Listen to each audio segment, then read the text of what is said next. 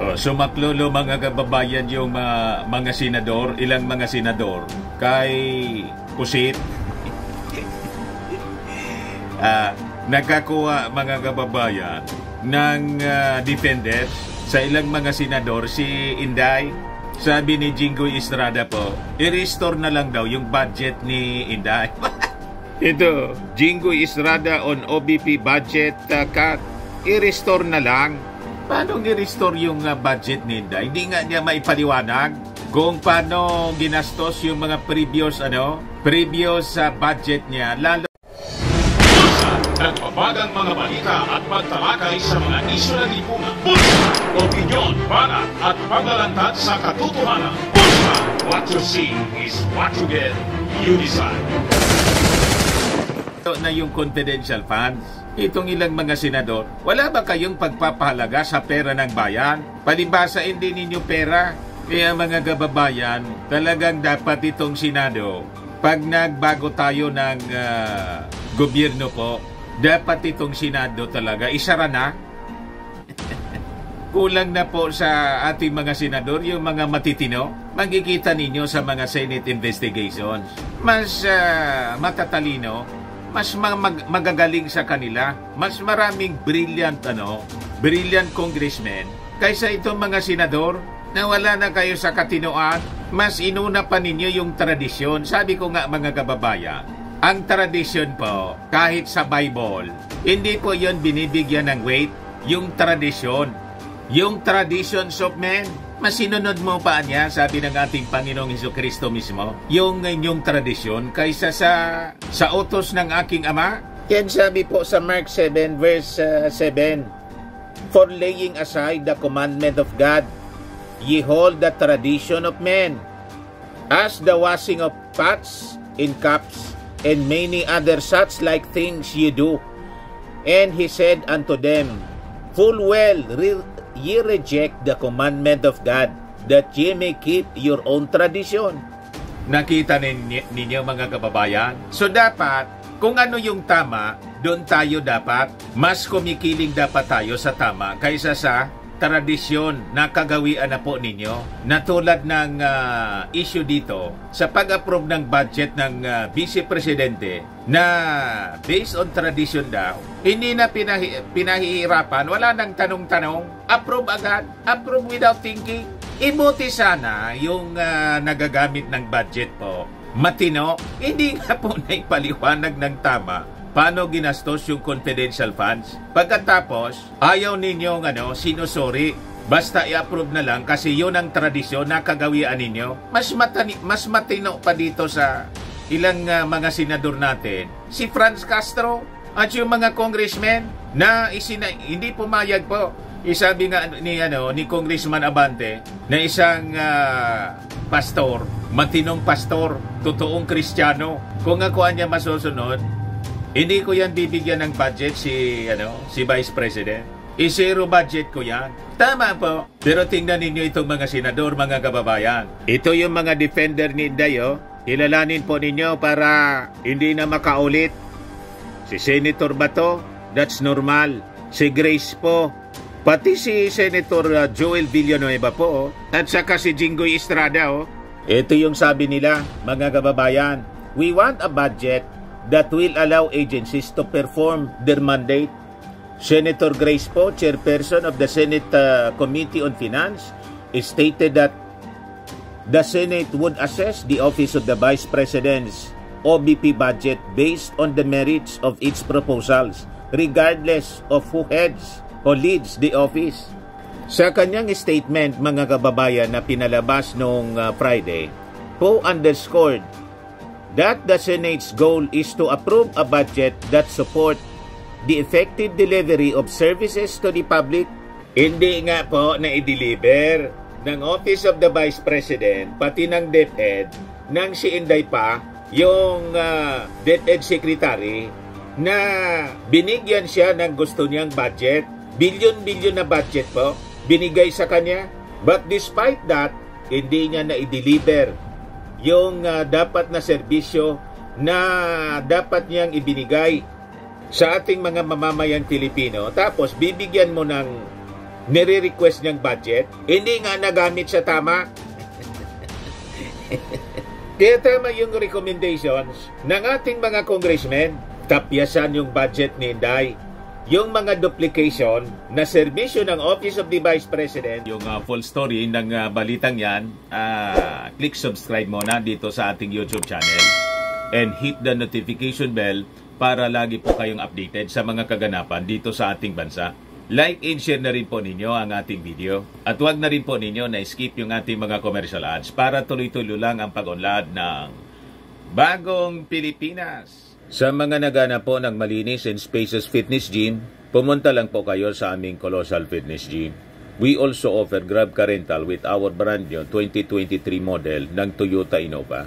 We also accept booking for those who are planning to travel via PAL, Cebu Pacific, and other airline companies, local and international, and bills payment for Meralco Bills, Aleco Bills, PLDT, etc.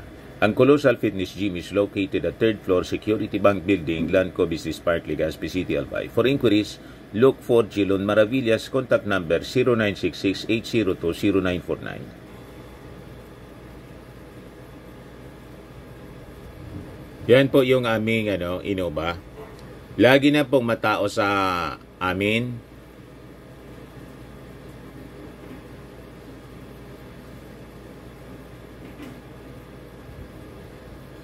Yan po mga bagong clients namin. Napakaganda at colorful at napakalinis ng aming gym po. Pati mga foreigners po pumupunta sa amin, mga British tourist po sila dito sa Legazpi. Na-set up na rin po yung aming mga brand new gym equipment.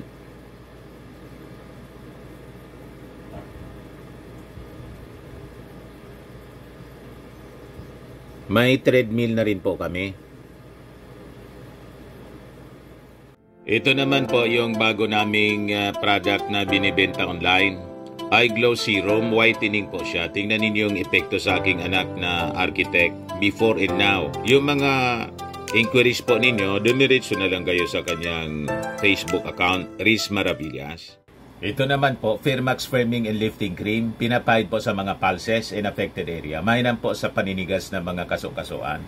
Ito naman po, Automax Radiant Serum. Sa mukha naman yung application, anti-aging po siya. You will look 10 years younger than your age. Sa mga cancer patients naman po, baka lang gusto ninyo itong itry. Neng siya red mixed fruit drink. Hindi mo po siya gamot, food supplement siya. Kaya lang, gawa siya mga kababayan sa goji berry. Yung goji berry may anti-cancer properties. O ngayon, yung mga inquiries ninyo, dumiritso na lang kayo sa aming messenger sa Facebook para masagot namin agad. Ayos pa? Ayos na ayos niya, Mr. Maravillas. Ibalik na lang po sa mga concerned agencies tulad ng DOLE, ng DOH at saka ng DSWD. Kasi yung DSWD, they have their they have their structure at klarado na yung mga guidelines po sa pagre-release ng pondo. So masisiguro po na maayos yung delivery ng mga services na duplication lang po. Kinuha lang ng Office of the Vice President para magamit niya sa politika. Napakalinaw. Anong sinasabi niyong effective delivery of services ng Office of the Vice President na hindi nga siya naging effective? Kung hindi siya naging effective nang may tama siyang budget, ano ang rason na bigyan pa ng kanyang hinihingi? So, tama lang na tapyasan, mga kababayan. Kasi nga, sayang ng pondo ng gobyerno. So, may wisdom pa sa inyo, mga senador, yung ating mga congressmen. Kaya tama talaga na, may mga proposals na mag-shift na tayo sa parliamentary, unitary. Wala nang Senado, Congress na lang. Congress na lang yung itira kasi mas maraming mga congressmen matitino mag-isip kaysa sa inyo. Tama po? Kasi kahit po sa brilliance, malayo po kayo sa Quad Committee, itong mga senador natin. Lumalabas, mga amateur kayo ang dating ninyo, pati sa questioning po. Yan mga reactions ng mga mamamayang Pilipino. Mas maraming magagaling tayo na mga congressmen kaysa sa mga senador. Makikita ninyo po sa Senate investigation, lalo na po kung si Bato yung nagtatanong. Diyan po sa Senado, ang medyo matitino lang pag nagtanong, si Risa Ontiveros tapos si Gatchalian, the rest po, parang mga kagawad sa barangay.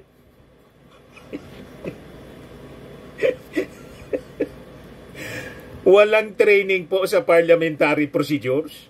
Malayong malayo po sa mga congressmen tulad ni Congresswoman Luistro. Magaling po yun si Congresswoman Luistro pag nagtatanong. Tapos si Congressman Acop, si Congressman Abante, si Adjong, si Barbers.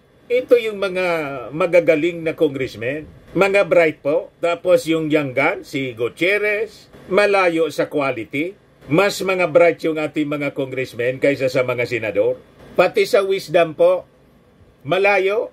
Sayang pasweldo sa inyo, mga senador. Imagine, bibigyan ninyo ng dating budget si Inday. Hindi nga niya nagamit ng maayos yung dati niyang budget. So sabi dito, during a press conference on Wednesday, September 11, Senator Bato de la Rosa, a known ally of Vice President Sara Duterte, emphasized the importance of respecting the long-standing tradition of granting the OVP and the Office of the President a smoother budget approval process without excessive scrutiny.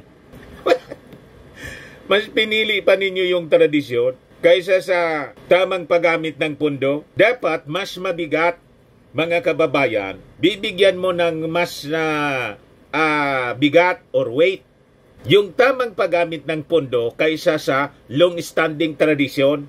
Nakita mo ng mali, tapos pagtatakpan mo yung mali kasi may tradisyon tayo na dapat hindi na ini-scrutinize por respeto sa Office of the Vice President. Yung Vice Presidente nga, walang pagrespeto sa co-equal branches ng gobyerno. Yung Kongreso, masyado siyang dominante, walang modo. Saan ka nakakitang Vice Presidenting ganyan? Ayaw nang tinatanong kasi alam na natin kung bakit siya nagagalit. May tinatago po. Sumingaw ng sumingaw yung tinatago niya. 73 million disallowed by COA. Pagkatapos bibigyan ninyo ng kwartang ganyan kalaki. Duplikasyon pa ng mga line agencies ng ating gobyerno. Anong klaseng mga tao kayo? Naturingan kayong mga senador. Mas matatalino pa sa inyo yung ating mga congressmen at tama kong mag-isip kaysa sa inyong mga senador. Sayang pasweldo ng mga mamamayang Pilipino sa inyo. Hindi na kayo makakaulit sa amin kasi ang power ninyo emanates from the people. Without our votes, pipili kami kung sino ang dapat naming sisweldohan. Kaming mga mamamayang Pilipino. Hindi kayo yung masusunod. This midterm election, magre-renew kayo ng inyong kontrata sa amin. We will see to it na matatalo kayo at pipili kami ng mga matitinong senador. Hindi yung tulad ninyo, ang loyalty ninyo sa mga barkada ninyong walang kakwenta-kwentang mga politiko. Pansarili lang yung iniisip. Diyan ka nakakita, binigyan ng pondo para ibili ng pagkain. Yung pagkain pinabulok. You see? Yan ang lumabas doon sa congressional investigation. Nabulok yung mga Nutriban. Pagkatapos bibigyan ninyo ng budget para sa social services. Yung trabaho ng DSWD, kinuha niya para lang lumobo yung kanyang budget. Tama ba yon? Bakit? Pera ba ninyo yan? Sumusubra na kayo na mga senador. We will expose you ang inyong mga kabuktutan para hindi na kayo makaulit. Pasikat kayo Lahat lang kayo pasikat. Mga personal ninyong alliances with politicians na sa tingin ninyo makakakuha kayo ng boto. Hindi kayo makakakuha ng boto support sa amin. Tandaan ninyo ang pagmumuka ng mga taong ito, mga kababayan. Meanwhile, Senator Joel Villanueva, who was among the candidates endorsed by Duterte, lahat pang personal nila, in 2022 elections expressed concern during a virtual press briefing on September 13 over the significant reduction in the OVP's budget, questioning the decision to cut it by more than half despite the Vice President's role. Ano man yung role ng Vice Presidente? Spare tire? Mas tama pa yung posisyon ni Coco Pimentel. Sabi ni Coco Pimentel, dapat ang budget ng Vice Presidente, so tama lang para in case may mangyari sa yung dati, may mangyari sa presidente, enough lang para siya makapag-assume ng office. Ganon lang yon. Yung sabi dito, but for Villanueva, tradition is more important than accounting for tax monies. Saan ka pulutin ng ganyang klaseng pag-iisip? Nagpakilala ka pa na isang Kristiyano na ang tatay mo nagtuturo din ng Bible, na ang sabi sa Bible napakalinaw. Walang kwenta yung tradisyon kung ang sinusuhay mo yung utos ng Diyos na tama. In like manner dito, kung yung sinusuhay mo, yung tamang paggamit ng kwarta ay mas nalalagay sa peligro over the tradition na hindi na dapat sinasailalim sa scrutiny, anong klaseng tao ka?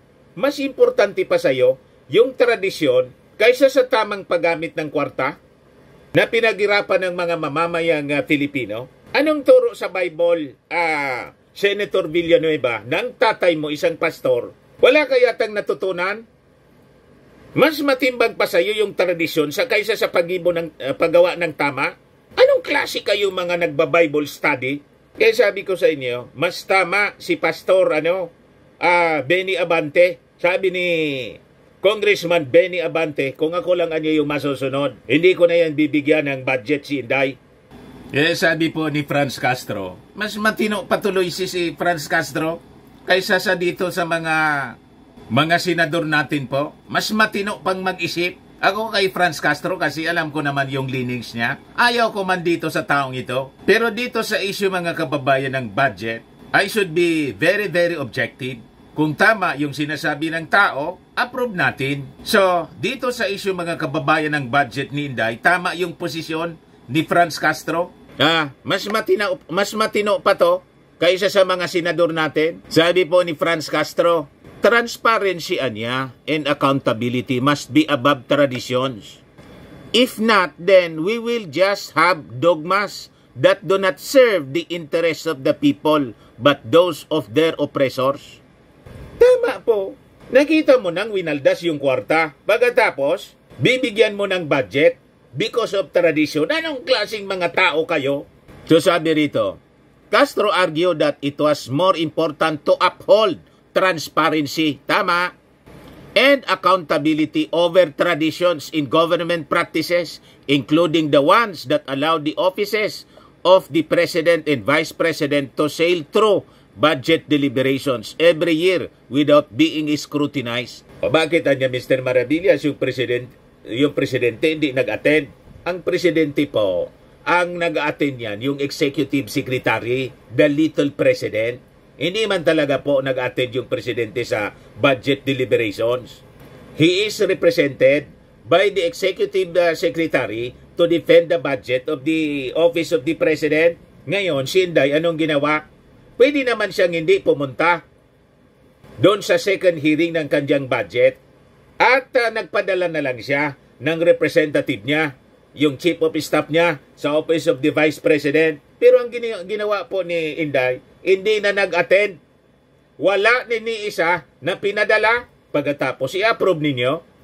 Kaya tama itong sinabi po ni Congressman Benny Abante. Her not being present here is an insult to this institution.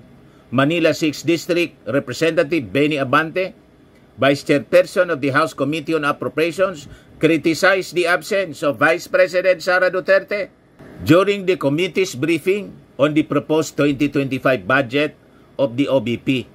Abante emphasized that it is also long-standing tradition for agency heads to be present during budget deliberations.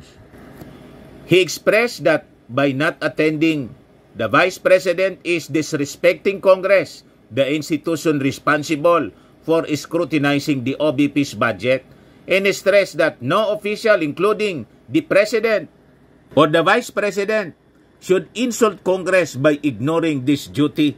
I do not care even if she is the Vice President, Madam Chair. I will not allow that Congress will be insulted by the head of any agency. Yung argumento ng iba, bakit niya dinidikdik yung Office of the Vice President? Totally, wala pong pinadala si Inday.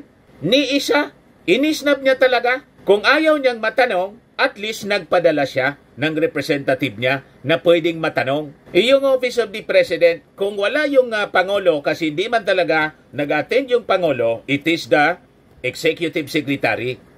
The Little President, siya ang nagdi-defend ng budget.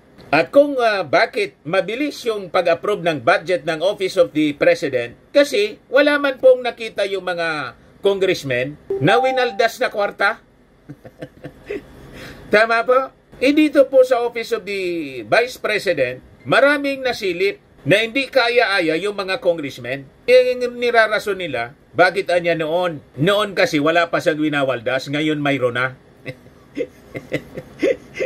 Tama po?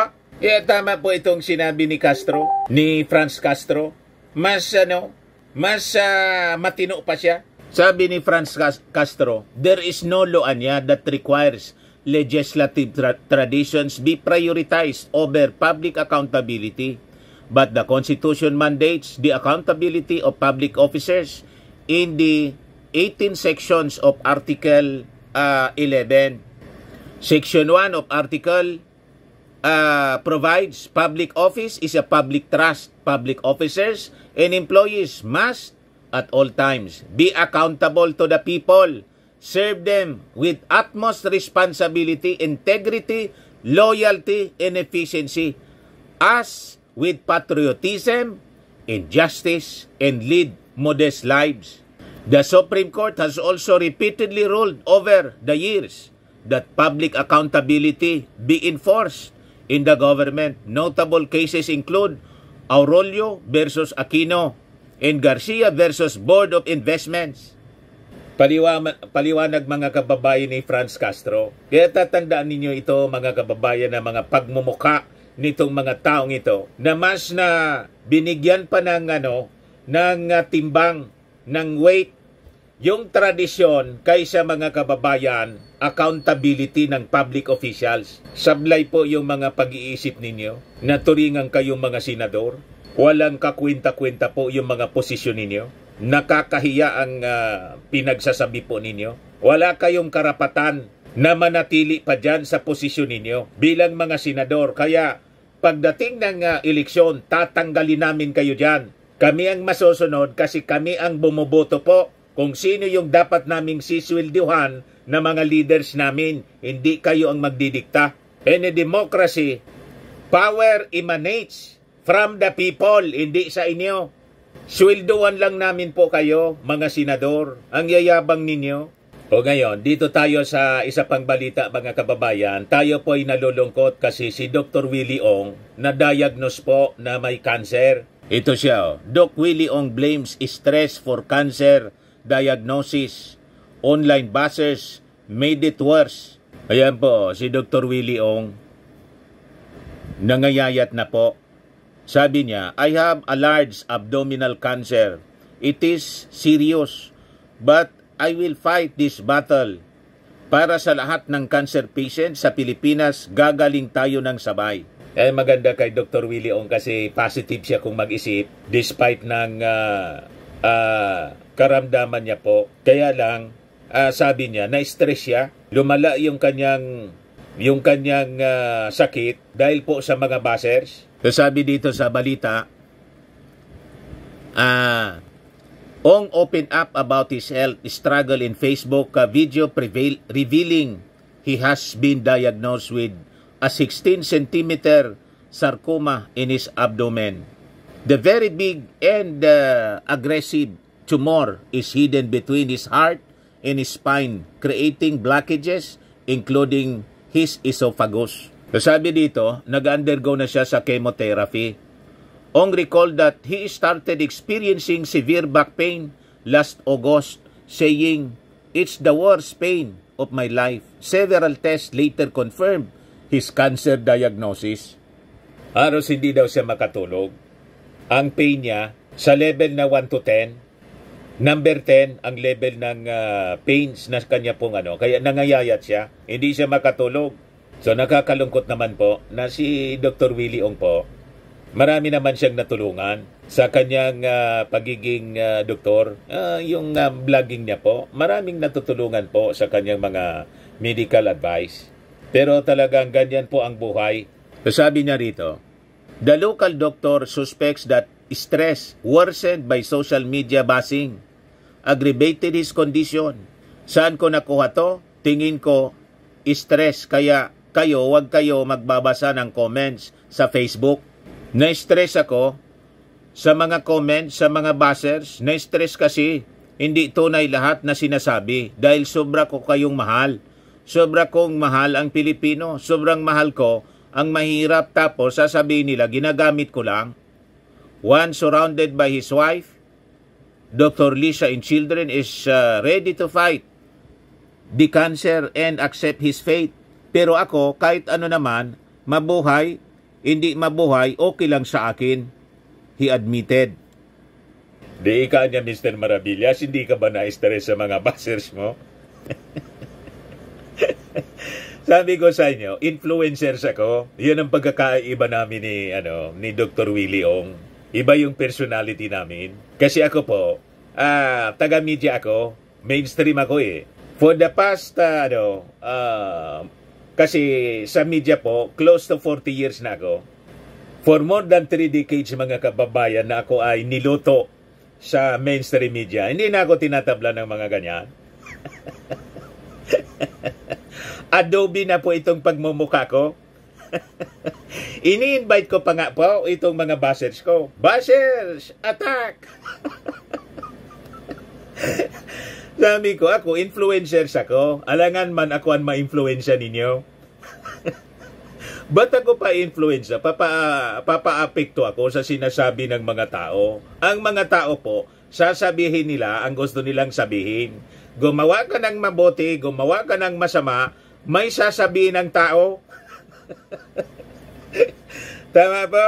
Kaya ako po, hindi ako nagpapa-apekto kung ano-ano din nagsasabi ng mga bashers ko. Bayaran! Insyamada. O, si sweldo na niya. Binabasa ko yan lahat. Nag-enjoy po ako.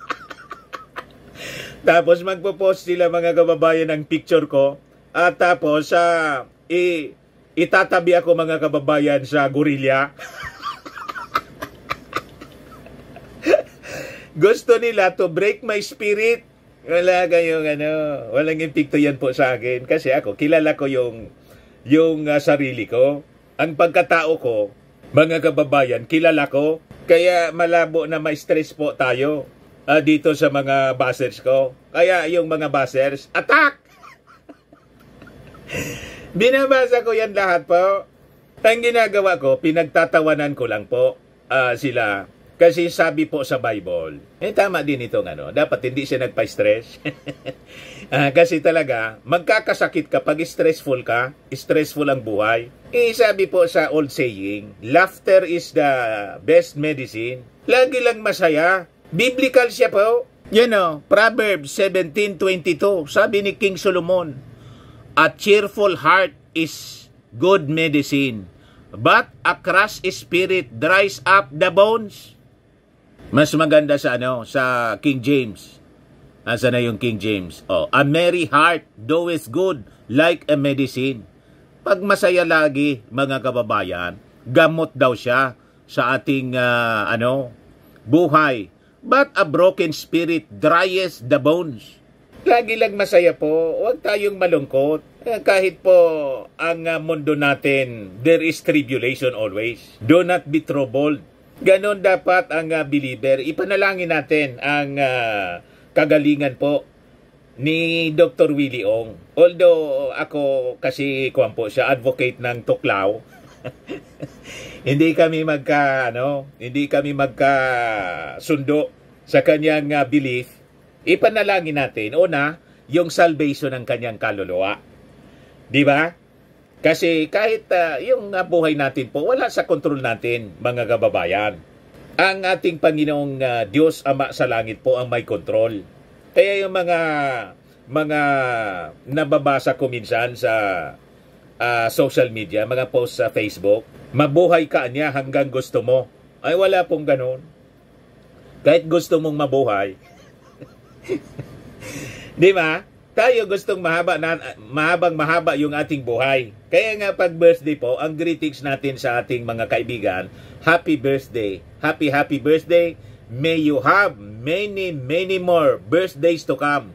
Yung iba, mabuhay ka niya hanggang gusto mo. Walang ganun po.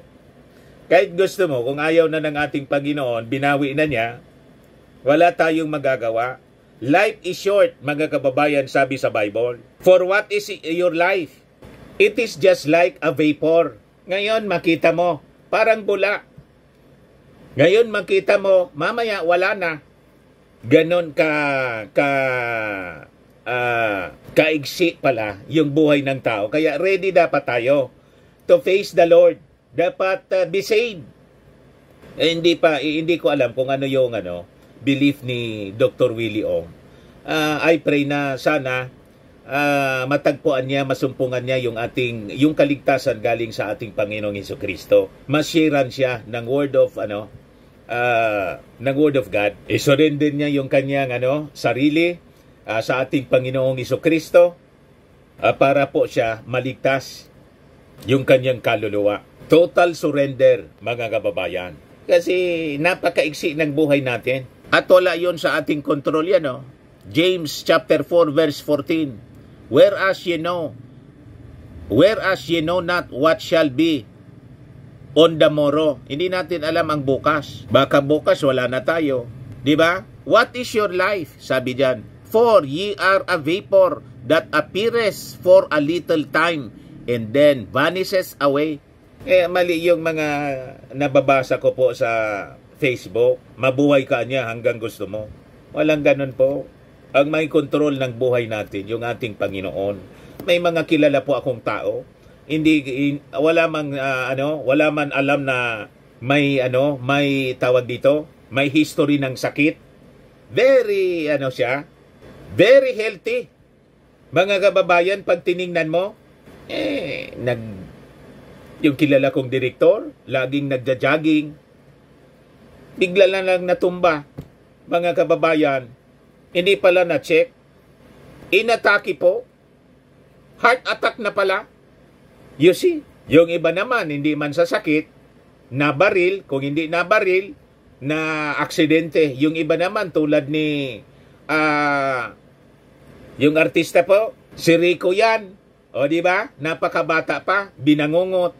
Ganun yung buhay ng tao. Hindi natin alam po. Kaya dapat, lagi lang tayong ready. At tama din yung sinabi ni Dr. Willie Ong. Huwag tayong pa-stress. Yung mga tao na mga bashers po, ayaan lang po natin. Iyon ang ginagawa ko. Pinagtatawanan ko lang po sila. Nagiging source ko siya ng entertainment. Pag binabash po ako, tuwang-tuwa ako, sabi ko, tingnan mo, nagkakagulo na naman sila.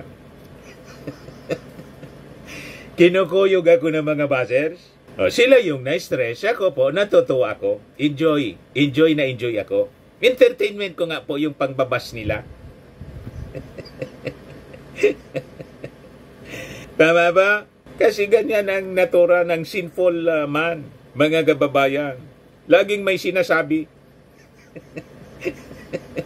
Yung iba niyan, inggit. Lalo pag nag-post po ako, mga kababayan, ng pag-travel namin ni Mrs. Lalong nanggagalaiti yung mga nausog.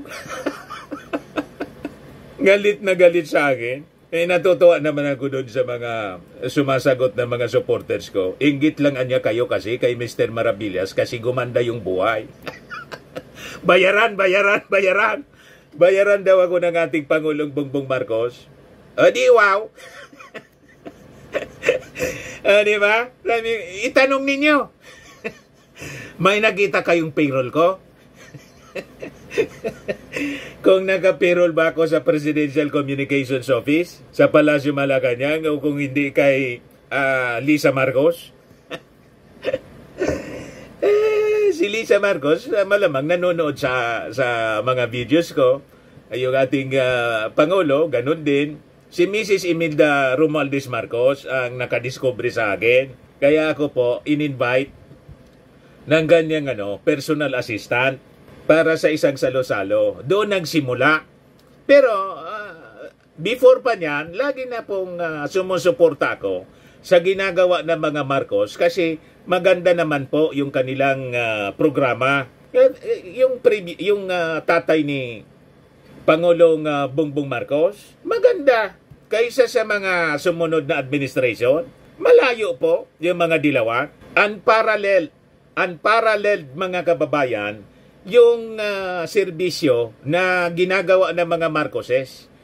Kung ikukumpara mo siya sa mga naging leader natin, that includes itong si Maudigs. Yan ang katotohanan. Kaya galit na galit sila.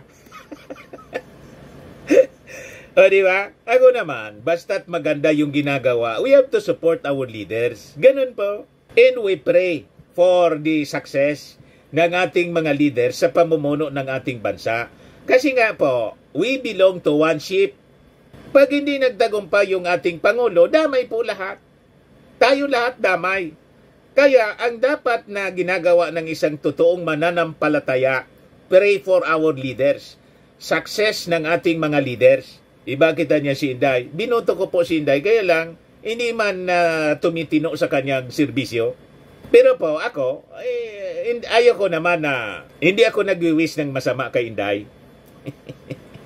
Hindi tulad ng itong mga supporters ni Inday na laging nag-wish ng masama sa ating Pangulong Bongbong at sa First Family. Natapilok lang po yung First Family.